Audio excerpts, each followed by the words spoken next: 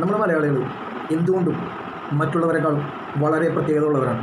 ഇതിൻ്റെ ഒരു പ്രശ്നമുണ്ടെങ്കിൽ മലയാളികൾ ഓടിയെത്തും. പ്രവാസികളെ ഒരിക്കലും നമുക്ക് വിട്ടുകളയാൻ പറ്റില്ല. പ്രവാസികളും ഇതേപോലെ തന്നെ ഒരുപാട് കണക്കില്ലാതെ പ്രവാസികൾ മറ്റുള്ളവരെ സഹായിക്കുന്നത് ആരും ഇങ്ങനെ മറക്കാൻ ചാൻസ് ഇല്ല. ഒരു 19 കൊല്ലം സൗദി ജയിൽ ശിക്ഷ അനുഭവിച്ചുകൊണ്ടിരിക്കുന്ന ഒരു വ്യക്തിയാണ്, ഒരു മലയാളിയാണ് റഹീം. 19 കൊല്ലത്തെ ജയിൽ ശിക്ഷയിൽ നിന്ന് മോചനം കിട്ടാൻ വേണ്ടി റഹീമിന് കെട്ടിവെക്കേണ്ട തുക നിസാരമല്ല. എന്തുകൊണ്ടും റഹീമിൻ്റെ കുടുംബത്തിന് ഒരിക്കലും താങ്ങാൻ പറ്റാത്ത ഈ ഒരു വലിയ സംഖ്യ സമാഹരിക്കാൻ വേണ്ടി കുറച്ച് നല്ലവരായ മലയാളികളുണ്ട്. എടുത്തു പറയേണ്ട ഒരാളാണ് ബോബി ചെമ്മണ്ണൂർ. പുള്ളിയാണ് ഇതിൻ്റെ മെങ്കെടുത്ത് മുമ്പോട്ട് വന്നത്.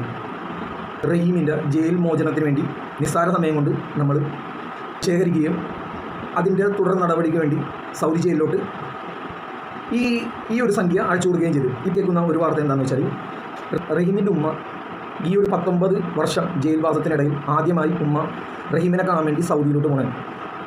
റഹീം ഉമ്മയെ കാണാൻ വിസമ്മതിച്ചു എന്നാണ് പറയുന്നത്. ഇതിൻ്റെ സത്യാവസ്ഥ എന്താണെന്ന് അറിയില്ല.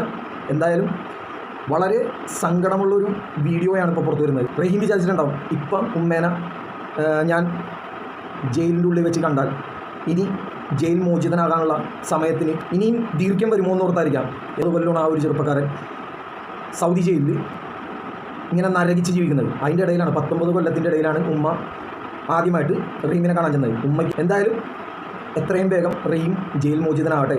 ഈ ഉമ്മയുടെ ഈ കണ്ണുകൾ ഇനി ഒരിക്കലും നനയരുത്, അല്ലെങ്കിൽ സങ്കടപ്പെടരുത്. നമുക്കെല്ലാവർക്കും പ്രാർത്ഥിക്കാം റഹീമിന് വേണ്ടിയും റഹീമിൻ്റെ കുടുംബത്തിന് വേണ്ടി.